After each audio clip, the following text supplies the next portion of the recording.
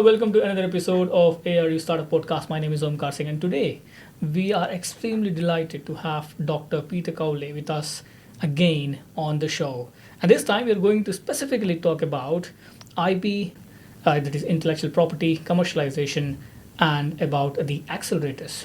So, welcome, Peter. How are you today? Thank you very much. I'm very good. Very well. Thank you very much for interviewing me again. Great to see you again as well, Amka. Yeah, thank you so much for being back to talk about what is accelerators more in detail and how it supports students. So, my first question is, what is accelerator, and what the program it is?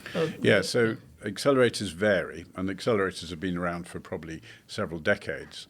My interpretation of the word accelerator is slightly different from others, so you'll have to take my view on this. But I've been involved both investing in and helping run and setting up lots of accelerators over time. In my view, an accelerator, the word accelerator, of course, means moving from one point to another at a certain speed or accelerating that speed. In my view, an accelerator generally takes a little bit of equity at the beginning and then accelerates to a higher enterprise value, i.e. a higher share price and a higher, greater value of the company. And then, therefore, what they're getting of the equity at the beginning, say at a £1 million valuation, is a £3 million at the end of the 13 weeks. But not all accelerators do take equity. But the acceleration term for me is growing the value of the company during that process, which, of course, is what the entrepreneurs want as well. Incubator is somewhat different. Yeah. Shall we cover incubators? Yeah, because this is slightly different. So my question was about how accelerator is different from the other startup support. Yeah, so incubator generally is a place where, in the same way that you're building an organization, or building, incubators are also used in the horticulture industry for growing plants, for instance, from seedlings. You're also building the business, but it's not got the same connection with the value of the business that. They're still doing basically the same process. They're taking a team or some individual's talent or team and creating or building a business during the program. An incubator does the same, but it doesn't necessarily have an equity stake on that journey. Yeah, and participating in an accelerator program, what benefit that it really comes for an entrepreneur? Of course, you mentioned about accelerator going from one point to the other. Additionally, what kind of other support is available? Clearly, if equity is taken, that means they lose a bit of the shareholding, but they will have some cash coming in for that. Generally, the cash that comes in, half goes back to the accelerator to run it, and the other half it comes into the company, and they sell some shares. So they've got a little bit of cash there to live on during the accelerator process. That's usually the case if there is money involved.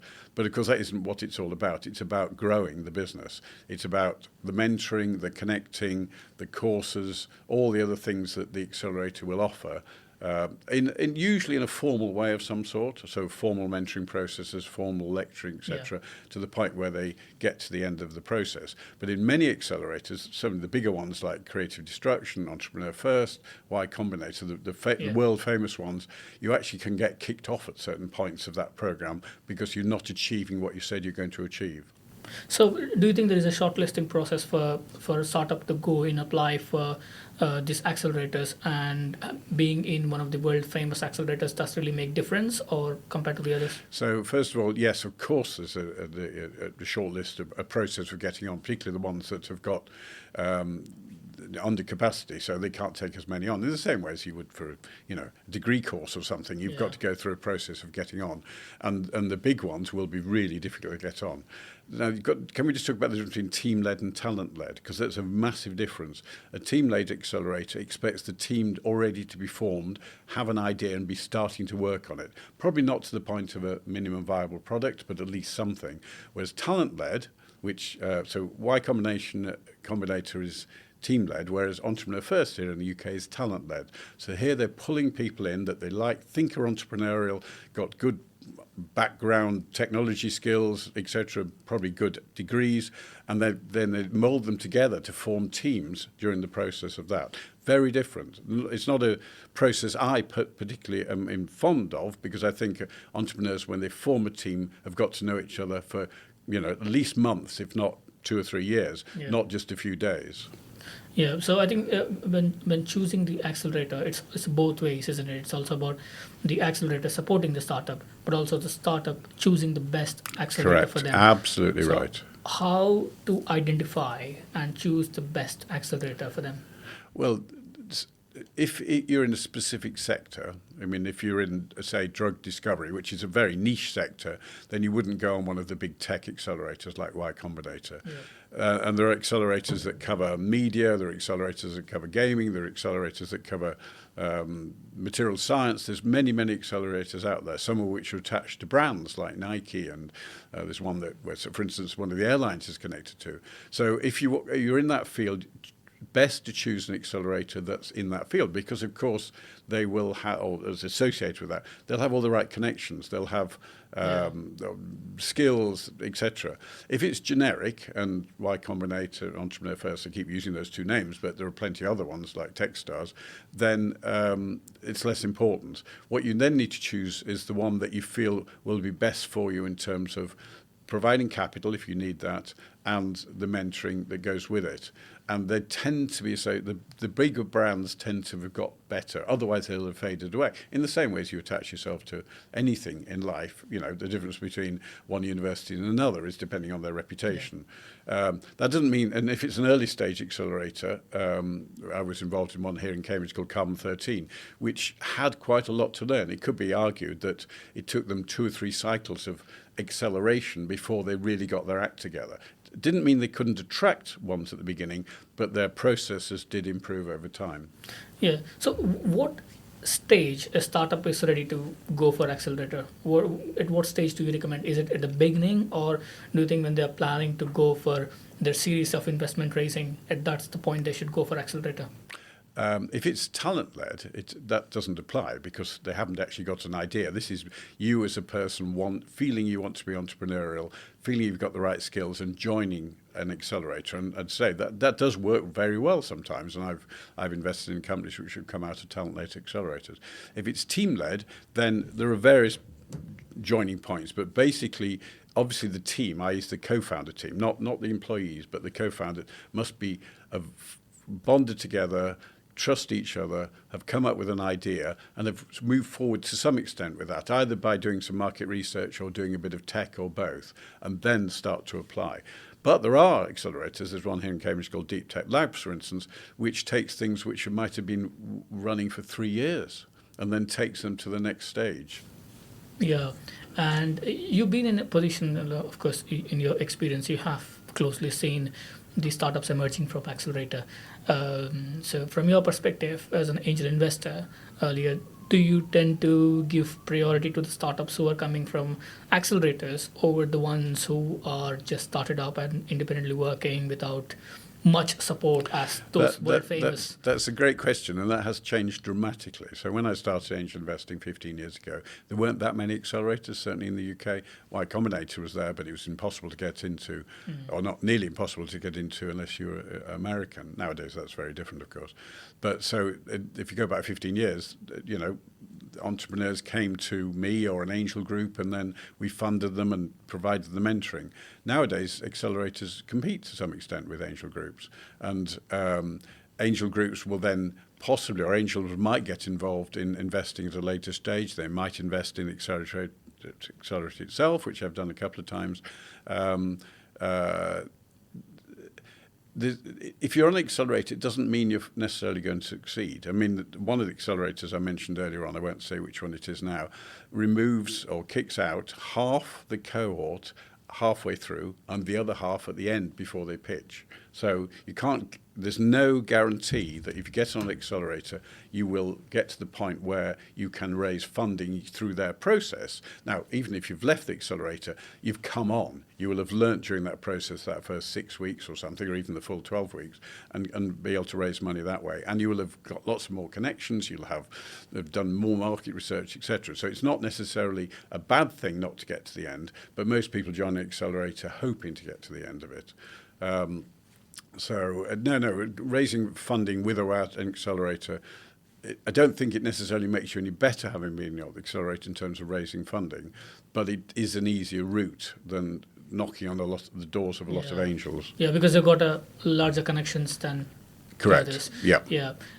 So particularly, there's a diverse pool of startups coming up, from service industry to products to STEM medicine, drugs you mentioned. and accelerators are there to cater to specific areas. They don't necessarily keep it open for every startup to come and apply. So, what kind of startups should go for these kind of programs, accelerator programs? All of them in principle. No startup should not at least look at the accelerators, but accelerators will need to have A, very high quality teams. Now, everybody thinks they're a high quality team anyway, and B, if it's a money based one that they believe will be able to raise significant money later. And raising significant money generally means having fairly strong intellectual property or defensibility. So if you're setting up let's say a small service business, there's no point in going on an accelerator. That is not a way, because the service business doesn't necessarily need external equity anyway. The equity that's provided is to develop products and markets. If you've got something that's requires huge amounts of capital, like a drug discovery, that wouldn't be appropriate either on most accelerator programs. MedTech would be okay, gaming, material science even would be okay. But there are some companies that just don't fit in with the accelerator model. In your opinion, I mean, so far you have been working with them. So, is there any example or a situation you can recall from your experience that you have supported or worked with accelerator startups and how they have evolved from point A to point B and what the status growing it looked like? Yeah. I mean, one that we exited a couple of years ago which is on my website, called Arachnis, that joined an accelerator here in Cambridge probably about 12 or 13 years ago, and it made a huge difference during that process to the two founders. One was a tech founder, one was a commercial founder who had some tech knowledge. They learned a lot, they made lots of connections, they got to the end of the process, and then they raised enough capital to move forward so they can carry on raising the capital. Another one that I was on the board of, which came out of Entrepreneur First, they made many connections on that process. But in both cases, these sets of entrepreneurs were exceptional anyway, and would have probably been able to find the mentors without being on the accelerator itself. Yeah. And in fact, if you take the 75 investments I've made, probably only 4 to 6 have been on accelerators. So it just shows that being on an accelerator isn't necessarily essential if you're going to raise external funding and grow. Yeah, that's very interesting. You mentioned about the figures that out of 75, there were only handful of them who were from the accelerator background. Initially you mentioned about the access and the support available to the startups who are on the accelerator program. So what, in your opinion, what mentorship value it adds on one's startup success? Pretty essential. I suspect there aren't many successful early stage companies that grow and scale that haven't had some mentorship of some form, unless it's a second or third generation entrepreneur who've already got the connections. But even those, they'll be using these people as mentors. But there's a big difference between a company that's on an accelerator and one that isn't on an accelerator. I have talked to people on accelerators where these are entrepreneurs who actually feel there are too many mentors. They get over-mentored. Now, obviously, they could push back against that. But say you take a typical accelerator, they'll probably have a pool of 30, 40, 50 mentors. And they'll try and get the companies, the entrepreneurs, to meet many of them over a period of time.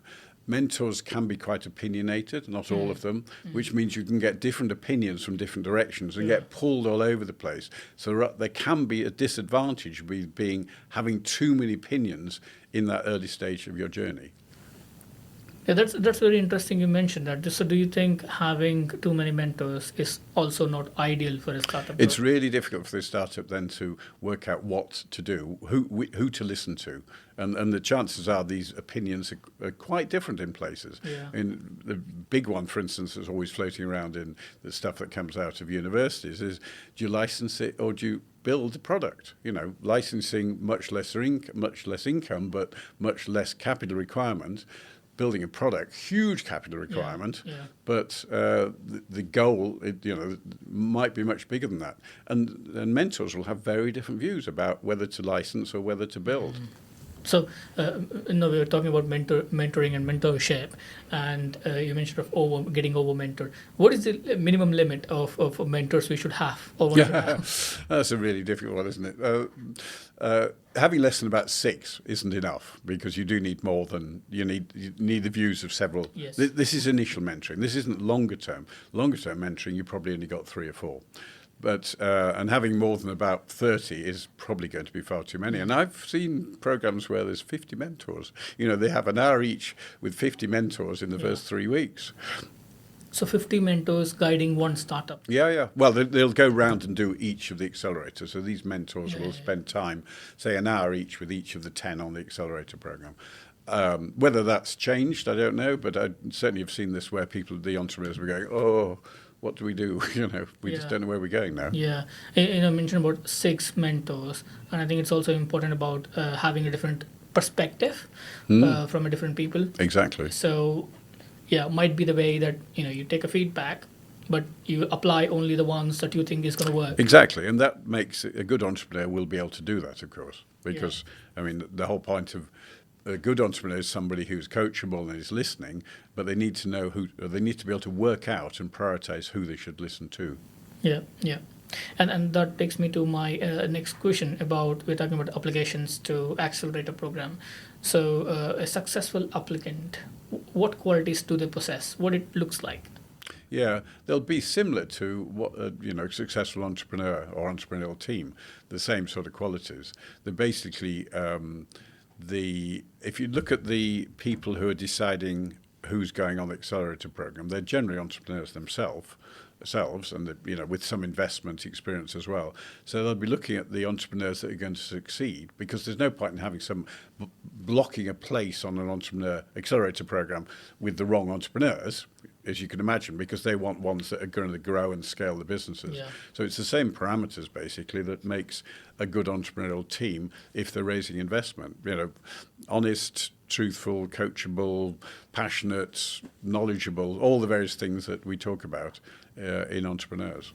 Yeah, and particularly when we're talking about qualities of these successful applicants, do you think the academic background of individual co-founders and what background they come from, technically the CV, does it matter as well, or is it just a startup?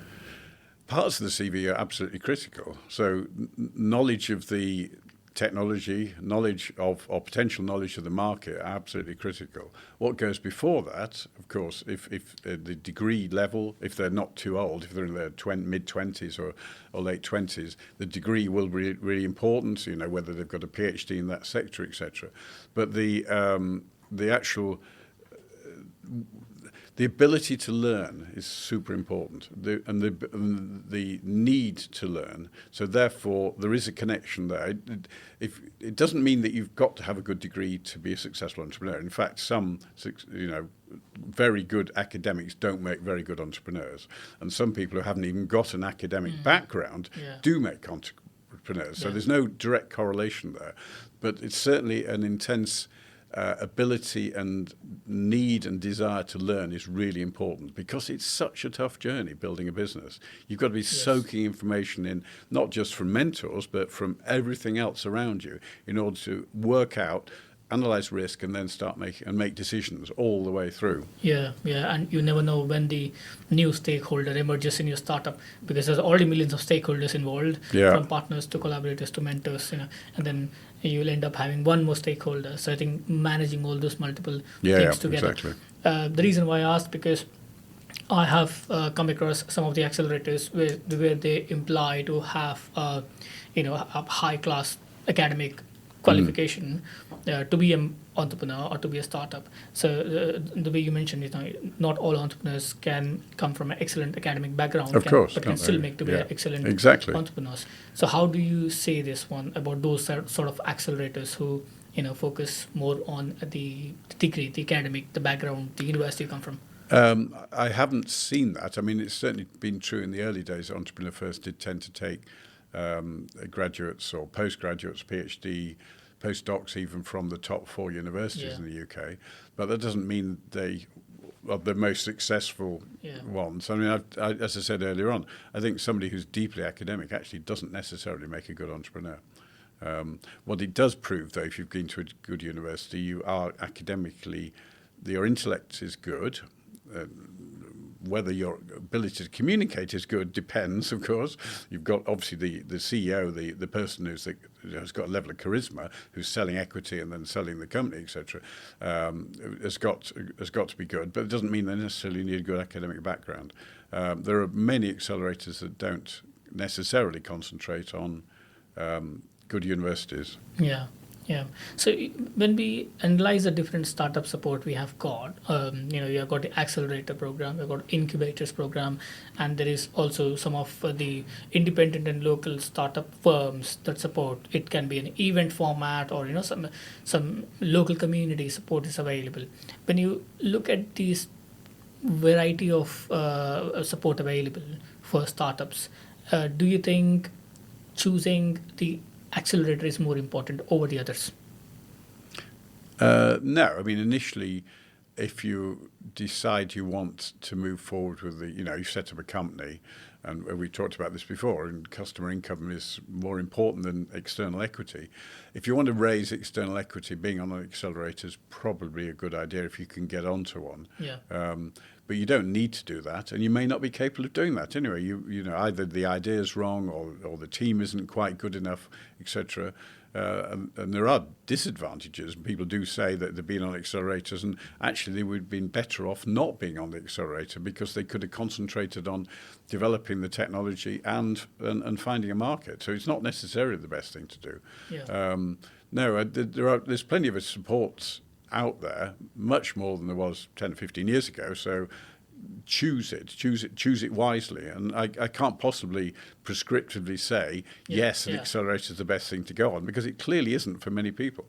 Yeah, I know. I think there's many startup incubators and accelerators in London area. So my next segment, what we're going to talk about is the IP, Yep. The commercialization, the intellectual property. So for someone who doesn't really know what intellectual property is, what it stands for, in your own words, what is IP? Yeah, so IP, or IPR, as it used to be called, intellectual property or intellectual property rights, is a piece of information, effectively, knowledge, that potentially can be protected. Intellectual property. So in intellectual property, we all heard about patents. That is a piece of intellectual property which, through a process, a fairly costly process, you can patent. And the patent means that the jurisdiction you're patent in, say the UK, the government will protect you from anybody else copying it for a period of time, usually for 20 years, or with books, I think it's 75 years.